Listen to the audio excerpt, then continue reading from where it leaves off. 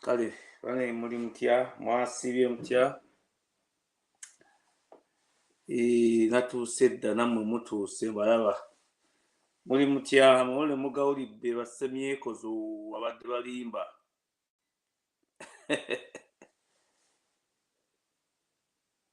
mwasibye mutya nno musharinge nno bannaye gundi yange yafuddemu apulinte eganya okupuletinga waakaira naye yagenda mpita mu samale at least week eno tubeeko kye tukola ategedde twamubiraba olanya afudde yafudde olanya yakoze eki okutuuka baneeka mbabuli eno reality waba balowooza nti ku nsi kuno teriyo katonda bo balowooza nti ku nsi kuno teriyo katonda kati olanya amulaba kubanga omusajja waffe mukwano gwaffe mwenna mumumanyi Segirinya ne munne babasibira bwereere Museveni n'atuuka okuvaawo natta abantu ne Muhoozi n'abatta e Masaka ne batta mu Buganda kubanga Segirinya afuuse Segirinya azimba akalwaliro abantu bajjanjabibwemu mu mazima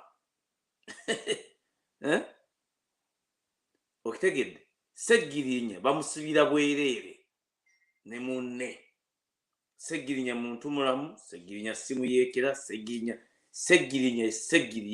ne mumusibira obwereere kubanga abikaminze another Robert Kyagulanyi Ssentamu is a threat to 2026 program so atekwa kusibibwa n'abantu babadde ayamba bonna ne babonaabona ne bafa omwana waba muziiserera Luweero babadde ayamba mwalemwa Segirinya alinnya ennyonyi n'agenda mu Netherland n'ajja mu America n'afuna ssente n'asolooza addeyo aleeta ambulensi addeyo aleeta eddagala kubanga bo bali boolanya basipiika bo bantu Museveni bantu zino esigadde embwa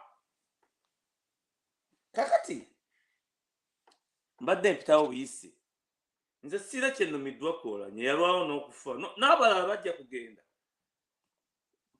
kasitaba n'afa abangi bajja kutegeera nti ogwo muggo eggwanga gye tulwanirira ne Kyagulanyi omukulembeze waffe lyalwanirira eggwanga lyavunda mu mazima kakati twogere ku kino ekintu Segirinya akoze eddwaliro mumulemesezza kati abantu bafa abantu bazuukuse ku makya beerwanyeeko mane fena tulwanira ggwanga lyaffe kasooke mbabulira akantu kano Mikhail Gorbachev eyavaako Soviet Union okugwa the entire Soviet Union omanyi Museveni yalowooza nti ali invisible which is wrong now abantu bamuprovinze nti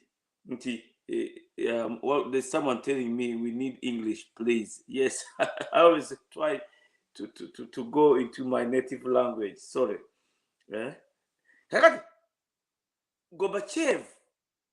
Mikhail Gorbachev, who was one of the last presidents of the Soviet Union, the first trip when he became General Secretary and wanted to make reforms in the Soviet oppressive regime like that one of Museveni, he traveled to Britain and met Margaret Thatcher. When he met Margaret Thatcher, Gorbachev says clearly, what I had been told in the Soviet Empire, in the Iron Curtain, and what I saw, the freedom, prosperity, the wealth, and everything was totally different. Kankiddemu ne mukino mu Luganda abantu abamu bakitegeere bulungi nti ekiwaanya abantu b'omu Uganda kakati obutasirika okuggyako Museveni Mikhail Gorbachev bwe yajja mu Bungereza nga bamaze okumuwa general secretary wa communist party eya Russia yonna, Russian empire with an iron grip nga Museveni gy'alina. Yatuuka mu nsi nga takirabangako, n'atuuka n'alaba obugagga, n'alaba health care, n'alaba enguudo, n'alaba emmooka abantu bavuga, n'alaba amayumba ge bakola ki, n'agamba nedda, this is wrong, nja kuddayo ewaffe nkole reform, ewaffe nkole reform, because we are all human beings. This is wrong. I have to reform the system and have to do everything that I can do. Lwaki nkirese mu kino nti gwe olanya dole, olanya omanya olanya gy'oli yonna weebake naawe nfunyuzi kulye, I don't care, nze nkyogedde. Gwe owinyi ddolo speaker omanya chief justice, gwe mao, kubanga the hatred in against Buganda is at the climax of some of the people, which is now totally wrong. There is a way we can live in peace and prosperity, all of us in the country, all of us. We have been exposed to the outside world and we have seen what is going on in the outside world. The problem of Museveni, his political system, his economic system, his way of playing politics. One of the persons said, oh, Uganda is a country of so many different tribes, 50 or more. The only way to govern it is the way of Museveni. Someone was replying to His Excellency about Chagwin Center, one of the doctors, Smaina Kamara, Smaina. But again, nti Uganda nzibu nnyo erimu amawanga 50 n'omusobyo, Museveni yagisobola, divide and rule and killing people constantly and taking their property and diminishing them from the right to exist in their country, from running a free and fair election, from building a better political system, a better democracy, better everything. Nakati ekitino lwaki nkyogera ebintu bino lwaki gwe aliwo oli Seattle Mao oli live oli Seattle olaba ebintu bino, tambula ku nguudo nga bw'okaaba, gwe chief justice owinyidde olutambula ku nguudo nga bw'okaaba, mwe badokita abazze n'olanya ne ba deputy speaker, mutwale omulambo gwammwe nga bwe mukaaba mutegeere. Kuba bwe mujja mu America, lwaki mwagala America era speaker afiidde mu America? Kyagulanyi kyalwanirira, naffe kyetulwanira ffenna bannayuganda abaleero, nti Uganda esobola okufuuka nga America. Museveni n'abakwata nti aluzinze base mu Busoga ne mu Buganda, kwaba mukooye divide and rule, killing people, segregating people, impovering people, everything. Nadduka n'agenda mu Northern Uganda n'agamba nti owa Northern Uganda mbwadde speaker, nibajjako Kadaga yamulwanya n'okukyusa constitution ye envundo. Oba chief justice mbwadde speaker, oba buno mbwadde bwe bati. So this is a reminder and an act of God.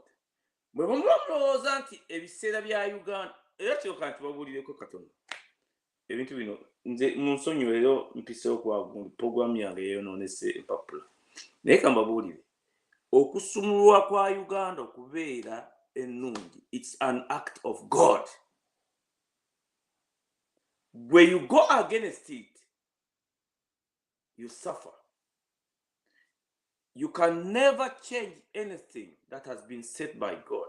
Temusobola kukyusa kintu kyonna nga Katonda akisazizaawo.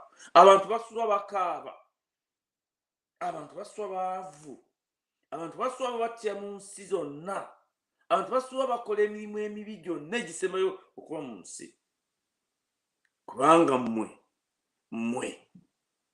muli ne Museveni mulina okuzikiriza abalala baveewo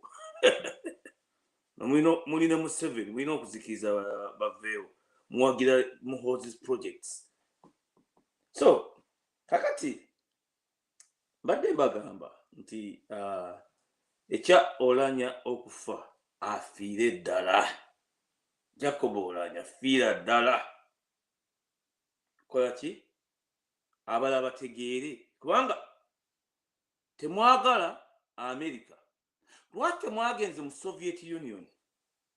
Kubanga enkola ya Museveni ya Soviet Union, ya China, ya Communist Party. Lwaki bwe yalwadde temwamututte mu Soviet Union? Putin yabagambye nti buli ba student bonna kubanga Abafrika okutuuka nga Kyagulanyi azze Abafrika kati bazuukuse era Kyagulanyi we bale kujja Abafrika bazuukuse. Putin yabagambye n'abagamba nti all the students that have been studying in Ukraine, now I'm going to give you a free education in the Russian university. That was Putin. Yashigambye weekend. Nti mwe buli muntu yenna yabadde mu university mu Ukraine kati agende mu Soviet Union. A black man in the Soviet Union, they even beat you on the street.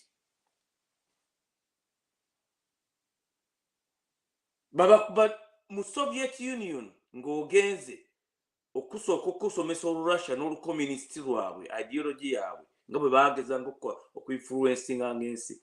Bw'oba oyita ne ku street bakukwatako omuddugavu ne bakukuba. So which of the two is good? Mu Soviet Union tebakwetaaga bakuba oli muddugavu oli mbwa. Mu America omuddugavu you can even become a president with equal opportunity. Mulwadde muzze mu America. Muzze mu America gwe Chief Justice Owinyi Dole. Zomuyita Owinyi Dole. Olabyeyo gwe bakuba ku street. Olabyeyo amagye agali ku street. Olabyeyo abantu okujjako nga tayaga kukola ababonabonye. What went wrong? Mulyoke muwagire Museveni. Kino nammwe kibalume bwe muba muddayo nga mwetisse akalambo kammwe. Nga mwetisse akalambo kibalume. Muddeyo mwekube mu kifuba. Oulanyah agenze naye temukola ki?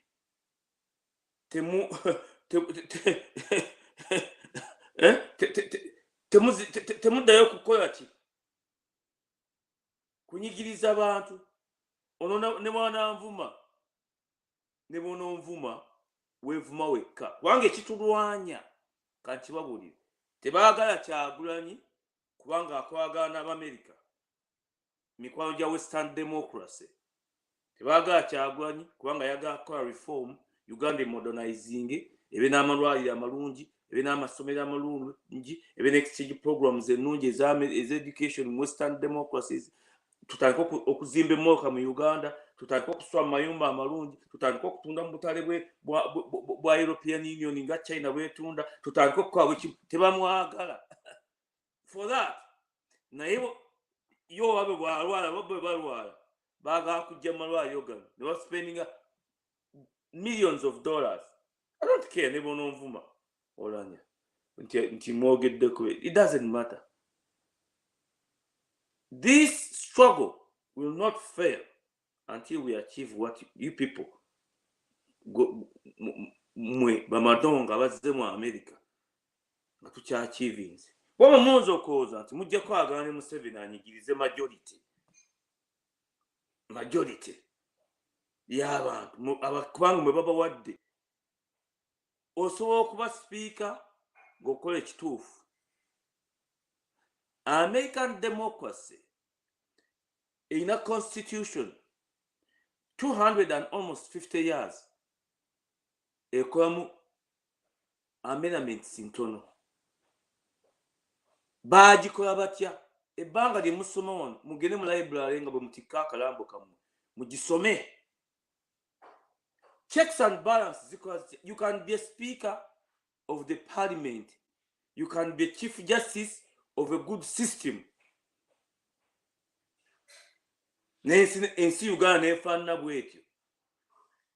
What went wrong with Uganda? Kambabuli, what went wrong with Uganda? Museveni yakola mistake yeye nyini, his own making, ng'alimbalimba abantu. Instead of spending the resources of a country to building a country, he built an army and security.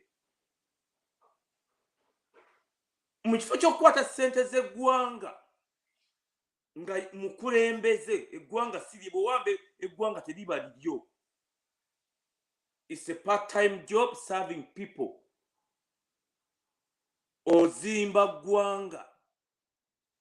Eggwanga lye muggyemu mu America bazimba zimbe. Buli mukulembeze ajjamu are making sure the welfare of the people. Emirimu egiba girina problems, tewali mirimu gimala, yetaaga reforming na creating emirimu. It's what we are fighting for.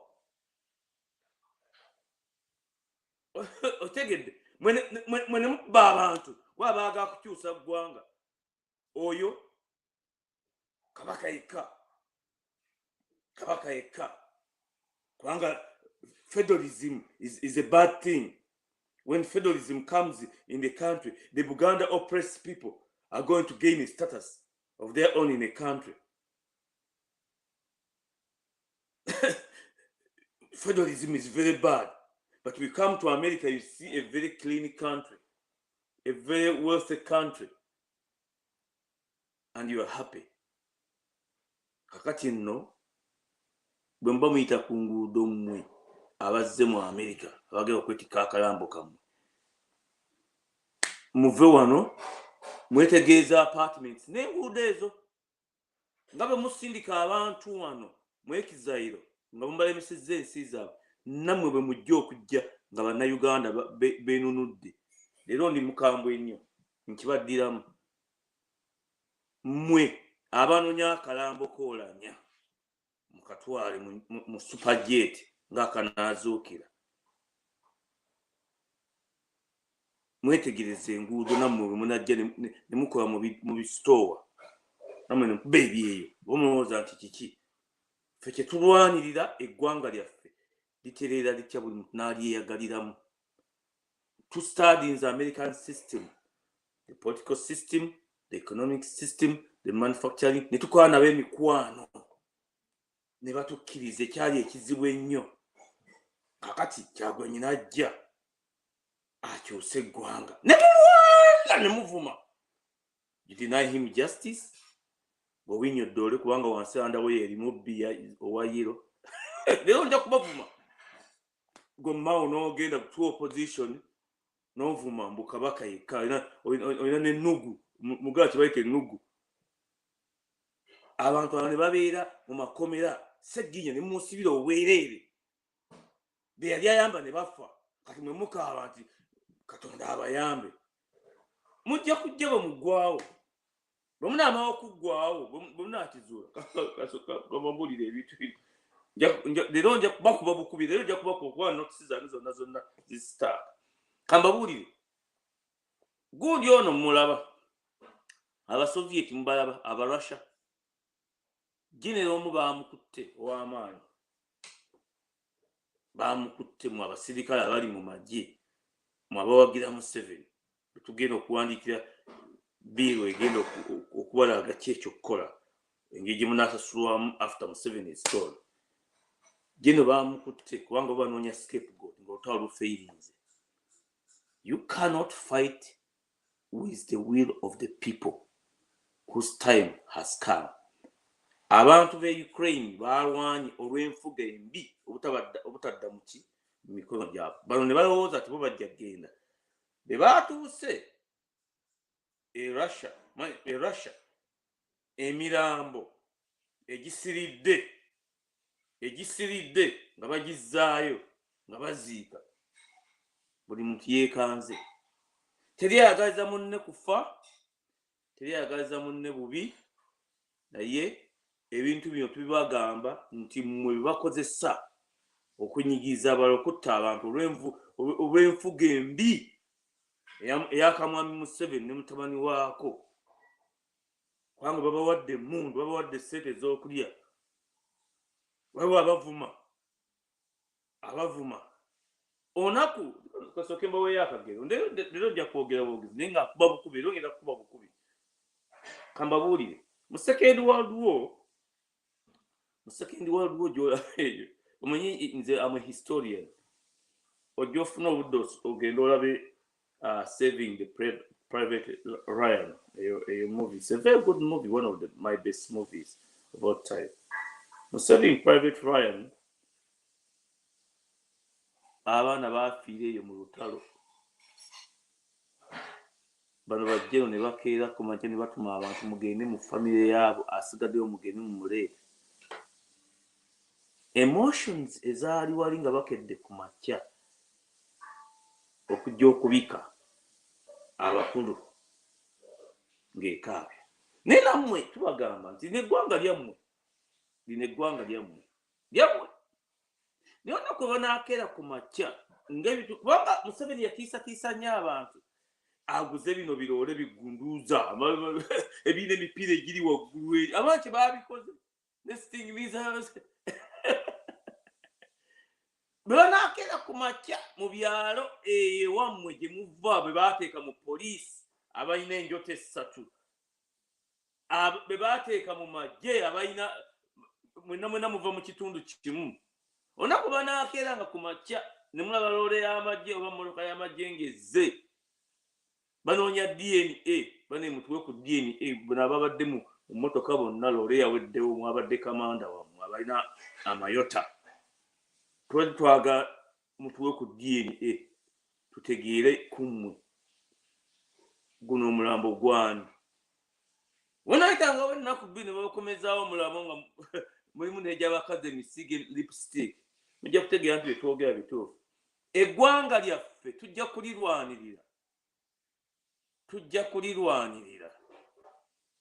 kulyadvocatingira lituuke okukyuka, tubeeremu ffenna, nga tetusosola mu mawanga, tetusosola mu madiini, tetusosola mu maki, nga lyaffe ffenna kyetulwanirira, Kyagulanyi kyalwanirira, ffenna bannayuganda kyetulwanirira. Nkiddamu, eggwanga lyaffe kyetulwanirira kyekyo. Abantu bakeere ku makya nga balina emirimu, abantu bakeere ku makya nga lyakula, akasi katono nnyo bwe kati. Oba China 1.something billion, 1.4 billion bali bulungi nga America yabagaggawaza, nga America 359 million, kubanga miliyoni emu yafa juzi mu COVID, bali bulungi okujjaho nga gwe toyagala. What about Uganda, which is only 45 to 48 million people? Because the plan is bare out there, how the country is going to be reformed, how we are going to create jobs, how we're going to live in peace and harmony in a democratic way. Kati mwali kunyigiriza neno abanga abantu because of hatred. Kati kanjogera ku kintu kino, wadde ogoli yembadde nsomale nade no printing nga continuing on a program yange eno yo creating emirimu mu Uganda, how people power on NOP is going to create jobs in Uganda, because that's one of the most important things. Netugamba nti tujja kukozesa resources zaffe very wisely. If you look at Museveni's policy, it's totally different. It's the opposite way of what people want. I'm going to use the army. Deprive people of democracy, army. Deprive people of wealth, army. Deprive people of land, army. Deprive people of security, army. Kakati, ate yachagoye people power. The other way. Until we are going to use our resources that we have in the country to turn wealth for ourselves and creating jobs and access to the world markets. Kati mukintu ekimu kye nalabye ewiiki eno kye nadde ndabye nti otunuulira baadde baleeta wano article emu yabadde wano ng'egamba ba scientists mu Uganda bagenze okukebera emmere ne fruits mu laboratories mu Uganda ne water contamination ng'eri so bad. Nentunuulira kubanga obudde bungi nnyo nga nkola research ku bintu bino nga ngenda kubyogerako. Nentunuulira ekintu kye natunuulidde akazinga k'emajingo because nabadde ntunula mu policy ya people power nti nga tukozesa ennyanja zaffe ze tuyina mu Uganda tutera okuba ne feeding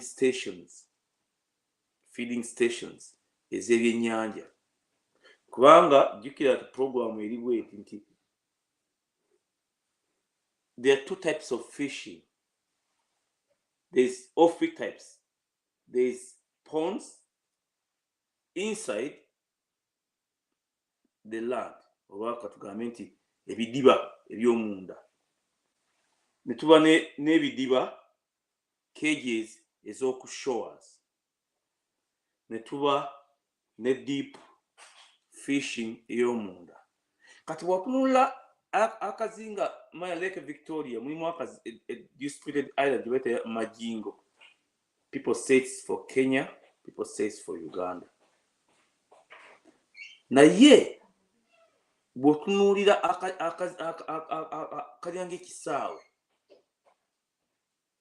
tekalina toilet.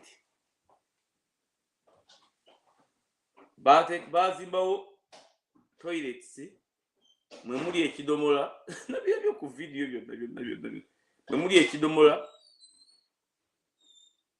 eno bw'oma okufuka oba okupama ekikulukuta emmanju eri abantu gye batayita binaayingira mu nnyanja ebyennyanja ne birya. Now we want to access the world market. Kubanga bw'otunula people power policy nti the East African Fish Authority oba Kenya, Uganda, Tanzania Fish Authority, how will it work so that fena tugabanywamu tutera okuba ne feeding station and monitoring stations nti ebyennyanja ebiri mu kitundu ekyo kubanga ezo breeding grounds za byennyanja ebingi nnyo fe kye tunoonyaamu nti ensi zino ssatu zifunamu zitya empuuta stream bladder tufunamu tutya stream bladder zigende mu oil fund billions of dollars so that people of Uganda, instead of the army and the president of Uganda and his children, the people of Uganda access this money. It's their money. Nti tutera okuditaalinga abantu okukuba ku buzinga ng'obwo tekako feeding station ebyennyanja we biriira kuba gwe kyogera okukola kwe kukwata feeding station gw'oliisa ebyennyanja mu bungi empuuta ekula emyaka 2 ekuwa stream blood ennene ogiggyemu ennyama evuddemu ey'empuuta fresh ogitwala ebweru ogitunde oba ogiwa abantu ratio outside market and market. Hakati outside market and people's market kubanga abantu balina okukuma okulya ebintu bifire mu nsi yaabwe kubanga abantu balina okufunamu ssente. Kakati ate the way you subsidize this is very simple nti olina okukola cages nga z'abantu ba bulijjo ne balima ku shores zonna z'ennyanja zonna mu Uganda zonna ebyennyanja ne basubsidizinga bye babadde banona eri mu ddolo empuuta gy'eriira egera okukuwa stream blood wano ne balima ebyennyanja mu millions ebyennyanja ne bikka ebbeeyi buli muntu n'alya n'akoowa ne bifeedinga abakozi abagenda okuzimba ensi. People power egera kukikola etya nti buli kibuga ekirinaanye kubanga obutonde bw'ensi bwe tuba twagala okuaccessinga obugagga n'emirimu tucreatinga obugagga buli bwennyini obwannamaddala tulina kuva wano ne tulongoosa obutonde bw'ensi.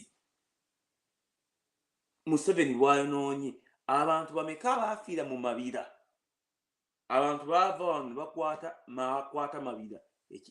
mabira Museveni n'agiwa abayindi abantu bazuuka natta abantu mu mabira kakati ayagambye aba UPDF nabadde mbapolitinze mbalage kati bakeera ku makya balima bazzeewo obutonde bw'ensi mu mabira Sese Island omwali ndoza Museveni teyasomako na P1 Sese Island ne banne ababbi ba RDC Sese Island gyolaba eyo yalingako emiti eminene thousands of years ne bagitema ne giggwawo ne basimba ebinazi Museveni ali ku butonde bwansi obafu bwagamba nti securing our future bw'otunuulira ekinazi kubanga tuba tugenda okuyinya mu international market waliwo ayogera ku topic eyo tugiddemu bw'oba ogera okuyinya mu international market olina rules z'olina okuba nazo ne inspections z'olina okuyitamu nti amazzi go gafaanana gatya obuyonjo bw'ensi obufaanana butya ebyennyanja chemicals ezibirimu byonna bajja kubikebera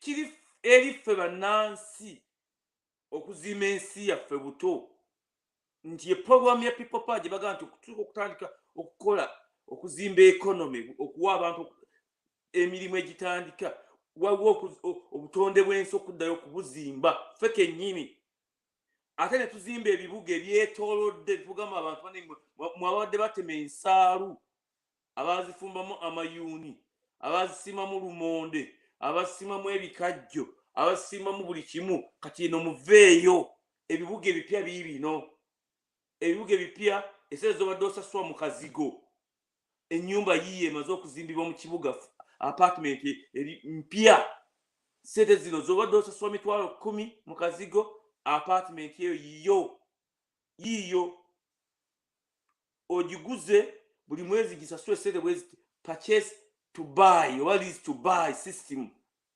omunaku munanyini nsa eme kugenda kwona butonde bw'ensi bw'aba afuluma mu kayu afuluma atya obukyafu lume kuddamu kuyingira mu nnyanja okujjamu biplastic mu nsi mu nnyanja gulina kuba mulimu gwaffe ensi zo bwolaba ebintu zibalwanyisa okwona obutonde bw'ensi ne bwa Museveni engeri gyayonoonamu obutonde bw'ensi n'aleeta abachina bavudde China Salimu Salaba wadde eddiiru balina okuzimba factory mu kitoogo west bamuyiwa mu ekitoogo bakikubye bakitaddemu ettaka ze filter z'ensi bavudde wano amazzi agavudde mu factory bagasumula bagayingiza mu mugga eri abantu ge bateeza okunywa eri gye gagenda okugenda mu bintu ebirime kubanga balab technician oba bascientist bo akwata bukwasi n'akwata nti lino eryenvu lirino liteeke mu laboratory oba ekyennyanja fresh yayo liteeke mu laboratory kiri kitya kirimu kino tekikkirizibwa mu America kino ekinnyanja tekijja kukkirizibwa mu America kubanga mbabuulira nti ssente obugagga nze ntwala obudde n'entunuulira ebintu bino nti senga Africa tujjako akasajja ka Museveni ngaako tutereeza ffe kennyini tutereeza ensi yaffe ffe kennyini kubanga Uganda yakubeerawo teri ajja kugijjawo Museveni ajja kgenda ne bwana wa mutabani we emmundu zijja kuvuga buli kimu paka abantu baneenunula kakati oyo abadde agamba nti tetusobola kuzimba nsi tugizimba ffenna mane wantukole tuti ffenna wamu tosobola kuzimba nsi na kugirabirira nze nali ntunuulira mu America bakikola batya ensi okuba bweti omanyi mu America eno Mukama Katonda n'akuyamba ojeyo oba Uganda mu America oba otambula bwoti n'osanga ebisolo kozi mu Uganda muziyita mutya oba ensama oba biki okuva ku takis ezo weziri wano banga nti ne Florida ekoko nyingi nnyo naye ttaka empitirivu wano zitambula butambuzi wano teryayagala obutonde bw'ensi nti bino ebisolo nga ensama nze bifaanana ng'ensama zirina amata empitirivu otambula ekiro kyonna ziva eyo munda eyo n'osobola busiba emmotoka oleme kuzikoona bw'ogikoona bakugamba etteeka likugamba gikwata ogivuge ku fire station ogitwale kubanga ze zitambuza obutonde bw'ensi enkima zonna byaggwawo dda ebinyonyi bye bitambuza obutonde bw'ensi kubanga gw'olina ssente ezimala okulya tokyayaga kugenda ate kuyigga bino bisolo ate ebikola obutonde bw'ensi ne babagamba nti ebisolo biyitiridde nnyo oba ebinyonyi buli tawuni eyina buli mwezi mu mwaka gwe yateekawo nti abaagala okugenda okukuba ku bisolo mulye ku nnyama biibino bw'oba oyagala ennyama eya bulijjo ey'okulya ey'ebisolo bino oteeka erinnyayo ku fire station nogamba nti nze Richard Muyombya essimu yange yiino oba oliawo kyo ssaawa 6 ne bakubira essimu nti jangonone waliwo ekisolo kikyo tumaze okukibaaga obutonde bw'ensi ne buddawo eyo eggwanga lye tulwanirira b'olanya lyebadde bagaana Muhoozi project Museveni project Owinyi Dollo deputy speaker tebaagala America tebaagala Kyagulanyi naye baagala America n'ebirungi byayo n'amalolo baagala ga America nga naffe kye tulwanirira kwe kuzimba America osobola okuba ne miliyoni ya $, yes ogikola ote kikyo kye tukugamba nti kapasite y'Abannayuganda gye balwanira okuzimba eggwanga. Mani, I'm very serious with this. Nti kitulwanirira kyekyo. Museveni agamba n'agamba nti these people are trying to form a little America here. Temubakkiriza. We don't allow that political system, the capitalist. Nate tebajja okujjanja bajjiwa mu America. Nti bw'oba olwadde obujjanjabi tebumala mu Uganda buli outdated. Ffe twagala kuzimba, people yagala kuzimba amalwaliro n'obugagga n'okusoma buli kimu Uganda ate kijja kubeerawo. Ekyo ekyobalanya okufa kibalage nti nno eggwanga temusobola kukyusa kigera kubeerawo.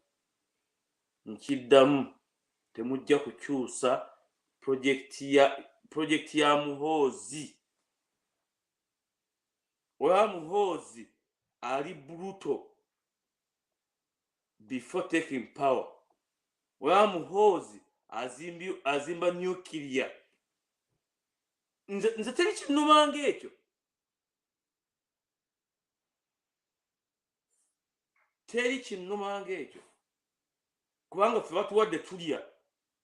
Muhoozi azimba North Korea. Mukimanyi mu Uganda bazimba nuclear. Mugire mu kigugolingi ne tetuwadde details ne waweeri. Ku Sese Island yo. Mugire mu kigugolingi mukirabe. Mugire mu kigugolingi muyinza okuza tubalimba bulimbi. So that bafuuka super power. Kakati baleeta oyo omusajja yagambye yaani oyo omusajja gondi oyo yaani oyo yali Secretary General Amambabazi. You people, you're starting on me, but for me I was just brought in because I saw some of the things were not moving well. Kubanga Amambabazi ye caretaker ayina political experience okumuvinga ne Muhoozi paka Museveni ng'avuddewo Muhoozi atwala obukulembeze. Balina abaana abazzukulu. Waliwo ababawagira bazimba nuclear facilitation mu Uganda. A country so poor like that. Kuba balina okukwata obuyinza. Over expenditure mu magye, mu security. has caused the economy to go down. Bo bennyini mistakes zaabwe. Oli abawagira bw'ayagala okujja tayagala kujja mu America. Embeera eri mu Uganda tajagala, eri mu Soviet Union tajagala, ye China tajagala, because we are not wanted. Kambabuulire ekintu kino. Omusajja ono gundi Joe Biden is a very good man, is a friend of ours. Naye kamubabuulire, aba Haiti bajja 3 weeks ago. For the first time, we don't know why. Era n'Abamerika bakiwunya oba because kubanga mbabuulire ekintu kino nti aba Haiti babagamba many years ago. I use Haiti as a working field example of a black man and how a black man can reform. Haiti babagamba many years ago in Puerto Rico, you people, you cannot live on an island and develop this island to the capacity of a modern world. Why don't you become a colony of America? Puerto Rico agreed, Haiti refused. But for the last 200 years, Haiti has been a failed state. Now, the American government has been spending millions of dollars per day putting warships in the pathway from Haiti to America. And somehow, one of the small boats carrying 358 people managed to go through the security system. We don't know because some of the ships were taken to Europe or why. But do you know what happened? As soon as they arrived here in Miami, they were arrested and 200 of them were taken back. And you know how Biden told them? He told them, you people, we are tired of you, of coming to our country. Go and fix your country. Tubakoye mugende mufikisinge ensi zammwe. Tubakoye mugende mufikisinge ensi zammwe. Mwabaddugavu bwe kaseera mujja wano ewaffe kiri bubi, ewaffe teri mirimu, ewaffe bankuba, ewaffe nva mu kkomera, ewaffe iki. You come up with a story to stay here in a good country. The healthcare system is not good. This is a very important man. He's the Speaker of Parliament. We have to go to America. We're asking for a visa. Go and fix your country to become like America, the country you want. That's what we are fighting for. So, kakati, tugende ku butale. Achievement ya NRM, anjibabuulire, why the NRM system is so bad and cannot work. Natunida akatale k'embalale olabe bazimbye akatale kamu with 21 billion Ugandan shillings. That's approximately $6 million US. Just one market, a modern market, Mbalala town, the holy city of the ruling tribe. So, bwe tuba tugenda kukozesa policy ey'okuzimba Uganda, ebyo bye twagala okuzimba ebyo nga tukozesa system ya 107, we get local construction because be bamanyi abaroko be bamanyi building a modern and vanishing a very good door and a very nice house. The people power policy gyegera okuzimba mwezi is totally different. Egera kuba ne construction general, wakugyeta construction general's office to employ Ugandans, putting them in sectors, employ them and construct and pay them. More dollars, where are some dollars? Because the money, the loans that are coming in, they want $1 trillion US that is coming in from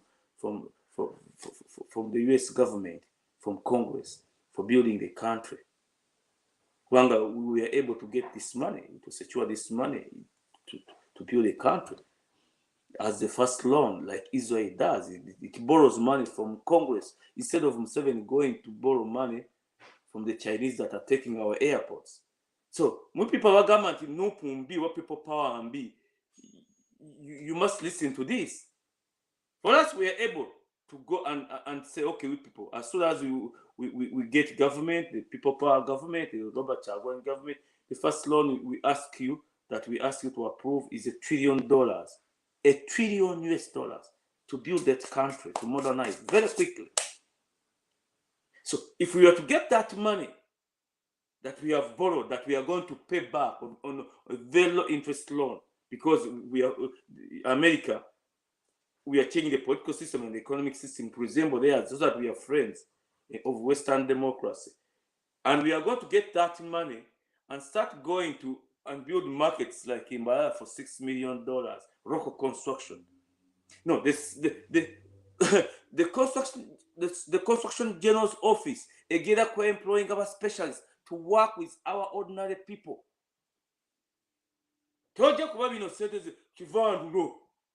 Tender, a company is coming from Spain, a company is coming from China.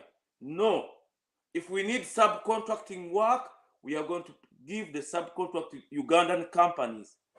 They are going to have modern equipment. They are going to employ modern engineers, modern designers. Uganda, everything must be Ugandan. Oyagama to police people power and be. Yatamanyi kyategeeza nti onooba okukwata miliyoni 6 eza dola kubanga tulina okuzimba ebibuga ebinene, tulina okuzimba industrial areas. Kati nga Nakasongo awabadde amagye kyekifo ekyalondebwa okuzimba nga Silicon Valley high tech, because it combines Bunyoro, it combines Buganda, it combines the northern, all that region. Modernizing, you have to have a place like, if you have ever gone to the Silicon Valley where the innovation started from, the transistors everywhere, you must have your own place. If you are going to build it using the policy of people power, of employing Ugandans, paying them, then bring in experts from other countries, from India, from everyone that can work. You're employed by the Construction General's office. Against Museveni's policy. Mpisizao, Diru Yang, minister, Mpisizao, I'm going to get commission here. The minister is going to give you, I know the minister is going to give you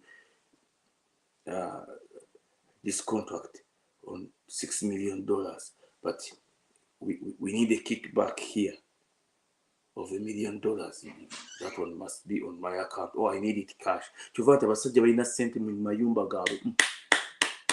Basipapa kati baamwefuulidde kubanga twayogeddeko.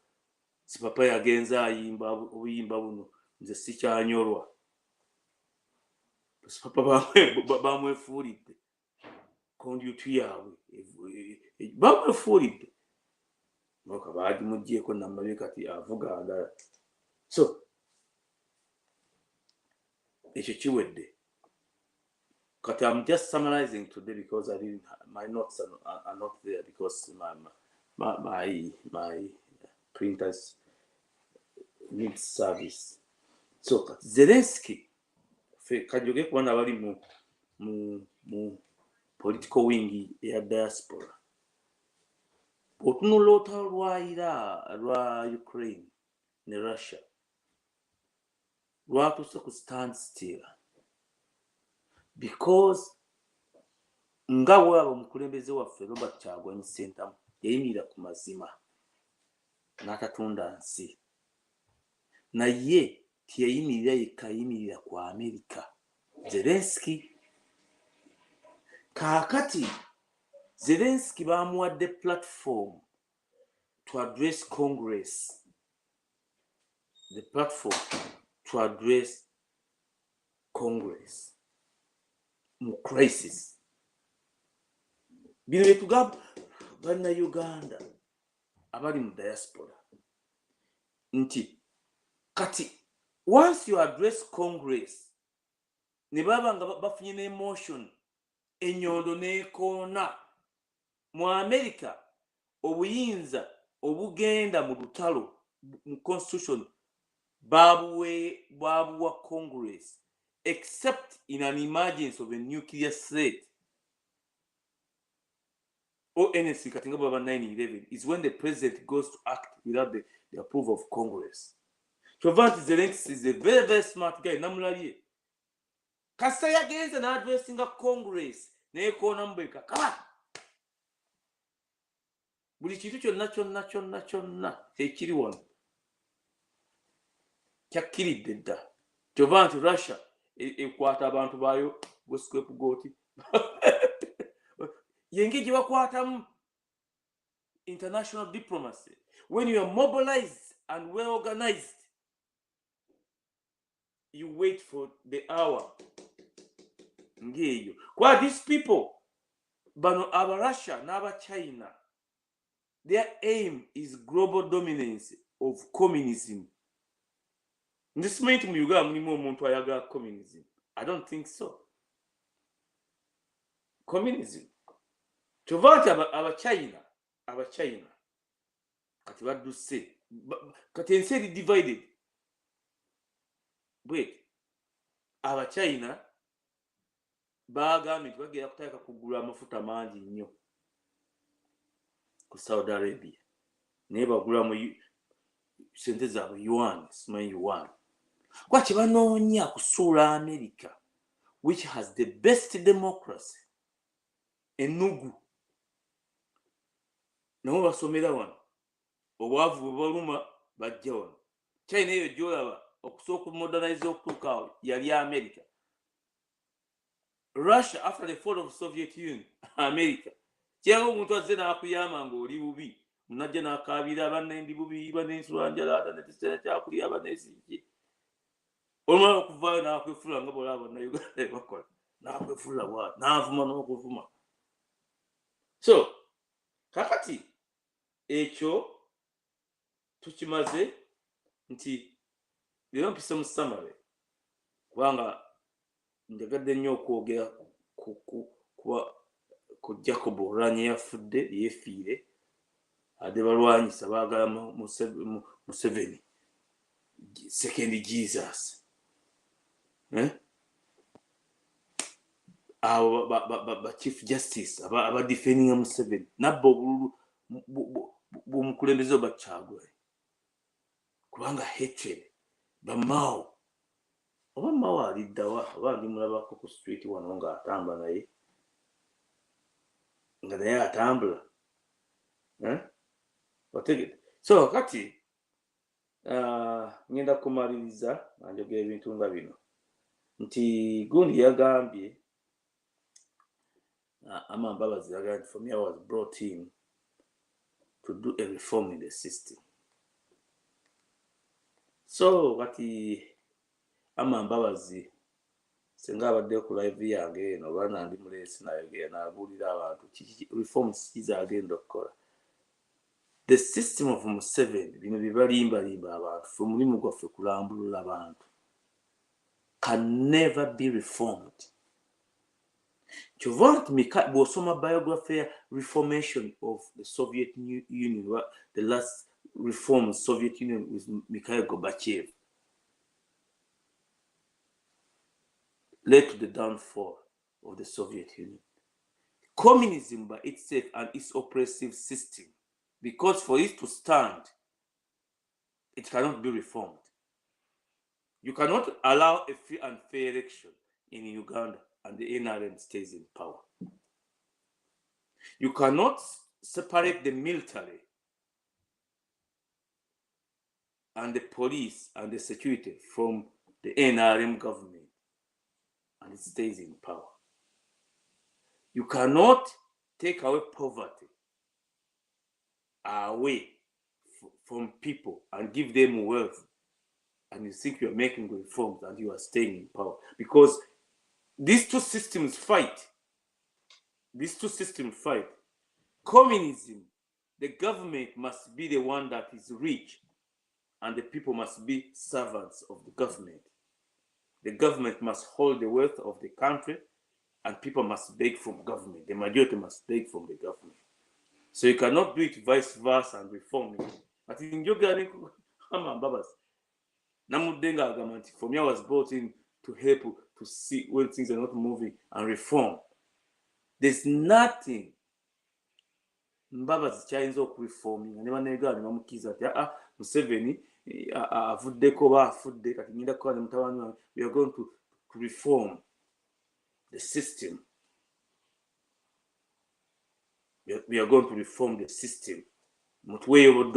After 36 years or 38 years Museveni oba wanaaviirako to reforming eggwanga n'embabazi ku magezi ga Mbabazi. The country needs a new people power yaita nekola step by step how it's going to reform the country. Referendums, new constitutional assembly, reconciliations, meetings, consento meetings. Buli kimu step by step nchikijja ku reformingibwa kitya. Kakati tunulira high rise of goods mu Uganda. Lwaki omwenge tegulinnya? Kuba abantu balowooza bw'oto studyinga Museveni oyo bulungi nnyo nga ffe twamustudyinga baakatoni tukateeka wali tosobola kubategeera. During the Soviet Union, the days of the Soviet Union, nga bagezaako omwenge baali bagubalekera. Omwenge baagubalekera ng'ekonomi egwa. Soviet Union ba Brezhnev kye baasooka okukola ng'ensi egwa bo bagiraba kubanga babeera waggulu bakiraba nti kati tuva nti Museveni yayisa aba NRM bonna. Nate njagala kubibalaga wano. Yabaga nti banne mwategedde nti high food costs zigera kuviirako NRM era zijja kugisuula. Kyova nti there has never been a time okusuula Museveni ng'eno. Kibanga nawo. Kubanga ye Museveni si musiru, ye yasoma. Naye naffe tusoma. Ne Bakyagwanyi basoma. N'abantu n'ebiga bagezi wadde kati. Nti bo kye bakola babaga nti ensi bwe banga economy afaanana bwe kyosooka kubakola babikke ennaku baleke banywe. Omwenge gwo tegulinnya. Sabbooni n'alinnya mu mutwalo. Buli kimu ne kirinnya buli kimu niyo omwenge guli awo baleke banywe. Soviet Union here, the same things. Paka bwe kyakola ki? Bwe kyatulika omulundi gumu n'ekipa nekibakuba. Bu! Kyova nti ekyetaaga kati kyokka ekirina okukola ye bbiiru eri etusumulula egula amagye ne gaba ne abagimu abaakusiba nammwe muno mufiiramu tetujja kuba sente bwe ziti mutuleke mutwegatteko ng'okola Museveni wanaaka nze sikyana kyentya nti ate bino ate okwekweka ate tebabyoga. No, this is our country. Ebiri mu Uganda bikaaya ne bakwata abaana ku makubo abanuupu abavubuka just mu Buganda ngati mubakwata mbalala kuba bali mu Buganda Kamao ne kagamba kabaka yekka ne babakwata enkya bamukomawo nga nebamupye nimwe kirigiti kuva ku obo tebakikola nekati bakyakikola. So for us we must sit down and tulabe kiki ekiddako. Enda ya Nakalama ng'eggwawo ne baleeta emirambo ne bagijja e Saudi abantu bafudde, bagijja e Dubai abantu bafudde ku mawanga bye babaggyemu ne organs. So we must keep quiet. That is politics. So mbadde ngamba nti tosobola kukyusa system ya Museveni. We can never allow him to do any reform. Bukampa abantu sente ez'emyoga kankole kino the system itself according to genda sobe biography ya Gorbachev oba ne historical ne Grasnod okujja okusensalinga amawulire openness byonna yabikola byonna. Omuyizi buli bwadda wano n'aleeta Mbabazi bwe yali agobye omuntu waalira ekisesemye nga kyekirimu eddagala erimuwonya aba ali bubi. For me, I was brought in to make things right when I saw things were not moving well. Gorbachev yakola grassroots openness. Prehistorica, abantu maleke batume buli kimu yakikola, but the system itself cannot be reformed, it has to be removed. Ne Museveni waayo. Nze Museveni the more he drags his stupidness ku bannayuganda,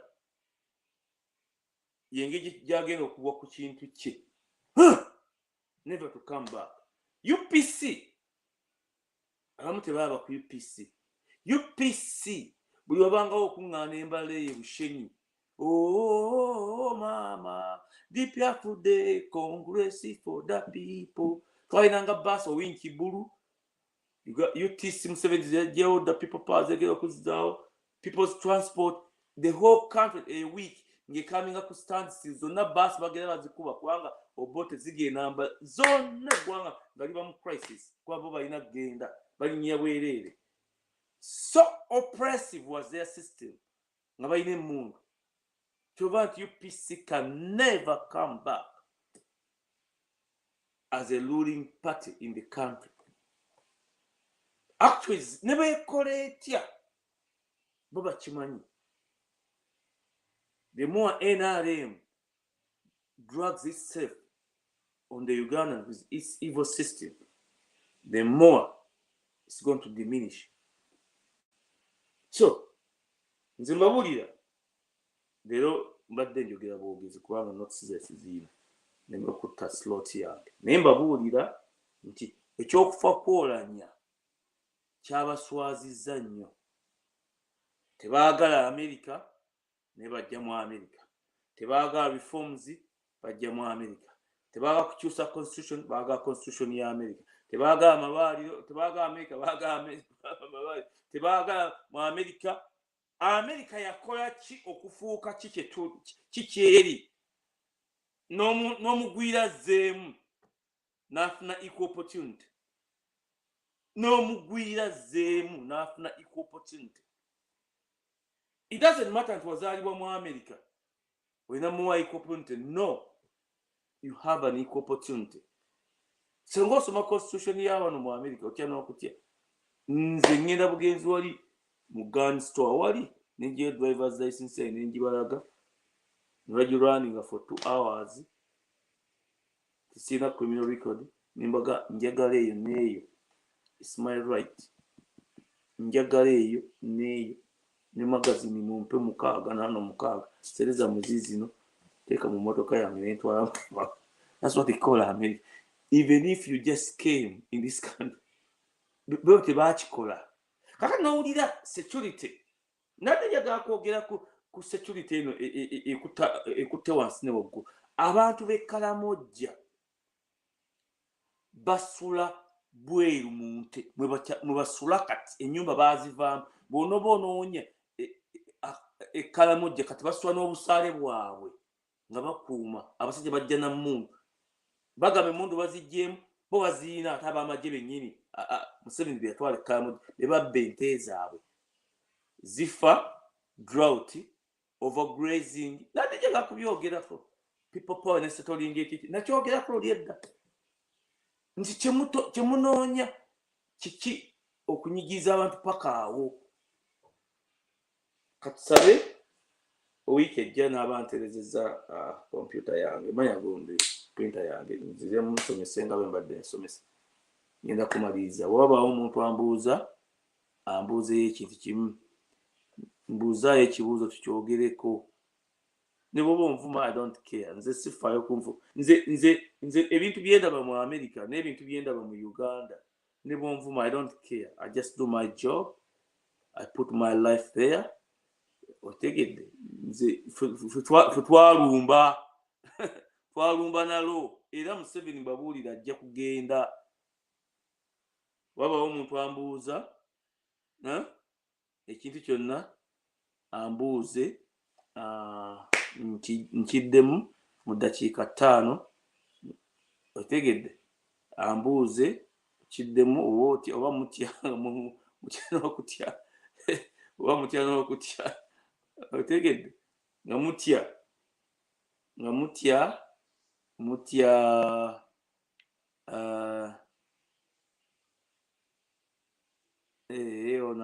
it is Museveni stealing their cattle. How is the war in Congo? How is the war in Congo? Ndikubulire muganda wange. Bw'oba osobola okugamba nti omanyi mwe temwategeera olutalo lw'e Congo. Olutalo lw'e Congo yaluteekayo pretense akwe preempte adinayinga abantu badde atta mu Uganda ekifo wa bleeding ne batraininga tebamuggyako. Kakati olutalo lw'e Congo lugenda bubi nnyo. Lwaki batwala omusaayi? Kati batugambye nti banaabye amawulire nga bagamba nti omu ku bakomanda owa ADF, omu ku bakomanda balaze nti bamusse. Batayogera abafidde Congo. Mubamanyi bannayuganda bakafiire Congo? Mubamanyi bannayuganda bakafiire? Video tuzifuna nga baziika. Mubamanyi? Sebo abantu abatono bwe batyo bwe mutwalira amagye g'ensi 3 nnamba ne Air Force. Kati ennaku mmeka? Kumpi si myezi 3 ndabyasinkana ba NRM nga bagamba ku lutalo lw'e Congo. Kwabadde bamubuuza kakasya NRM olutalo lw'e Congo luluti. Olutalo lw'e Congo Uganda eruluuzi netuva nti basaaginga saagi kamabule kintu kino.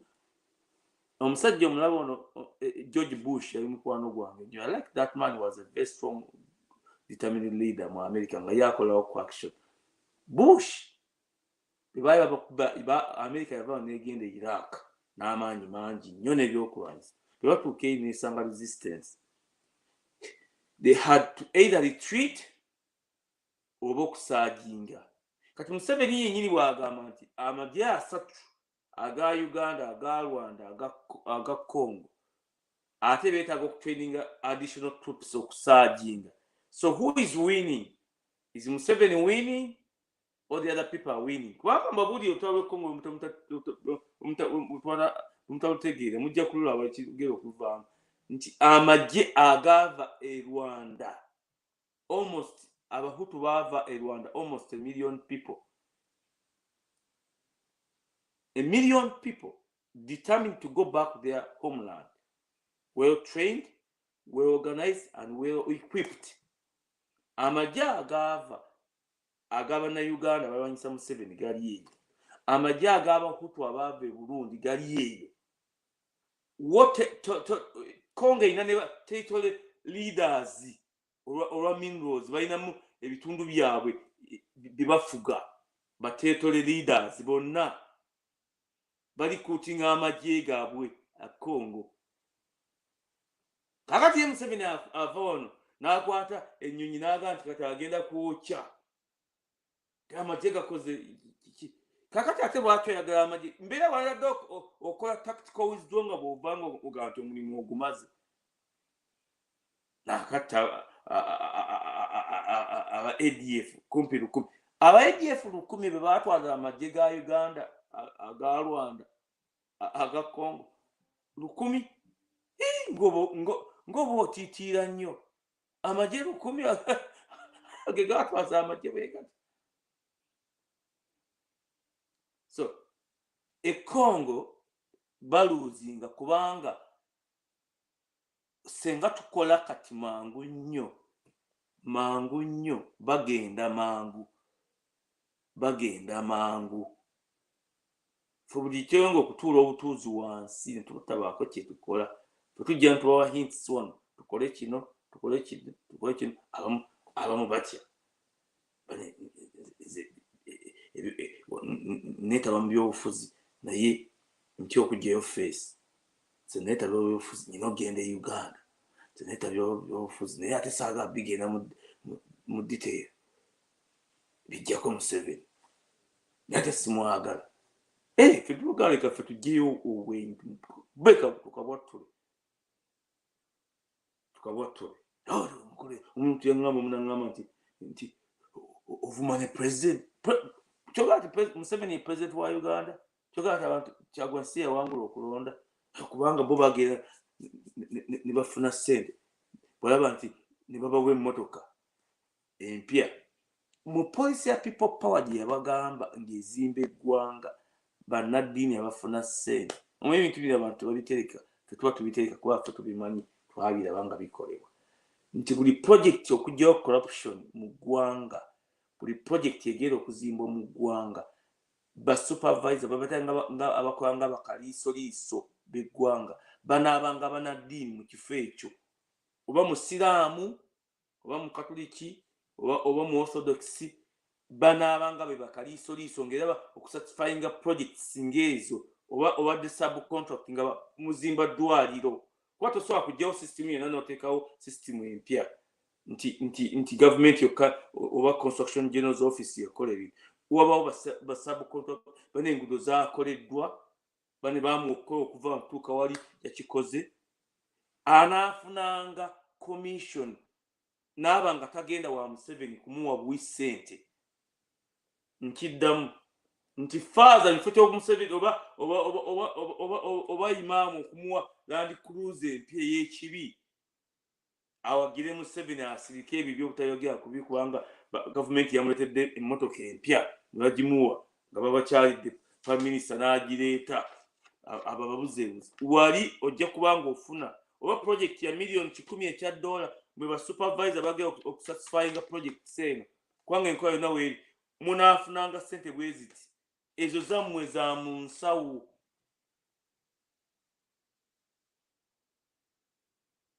ategere naye tetusobola kukkiriza kuleeta ne Museveni alete n'omwana olaba yakuba muwala wa gundi oyo muwala wa gundi wa Lukyamuzi yakuba muwala wa Lukyamuzi gwe yazaamu abaana kataamutte oyo mwana oyo mutemu nnyo oyo gwolaba oyo mutemu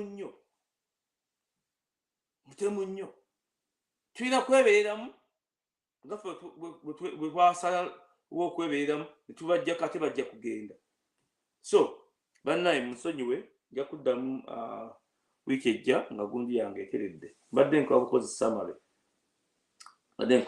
samale naye mbabuulira otava ku struggle okwebeerera mulinde tulina kye tulinda kisobola kubabuulira wano odde mpisa tulina kye tulinda kitabuke bwe kitabuka ng'oweebeeramu bino si byakusaaga kiki either tufa ne tuggwawo oba twenunula kubanga essaawa buli ekitununula kiri ku saidi yaffe kati ng'obalaba abasajja aba Ukraine bannaye bafudde naye baagaanye gw'otugyeko obuyinza nga Putin yakusala mu Russian Federation ekulirwa gundi Moscow zino ensi ze baayinge ne bawamba abamagye nabo baagaanye okulwana ezo ziba Belarus abamagye baabe baagaanye okulwana baga tetusobola kufa eri batusala nga mbuza bo tebatwetaaga ate nekitukola kibi ne bagaa ti ekintu kivuddemu so kale maliriza bano tuddemu mu wiiki ejja musonyiwe byuma byagaanye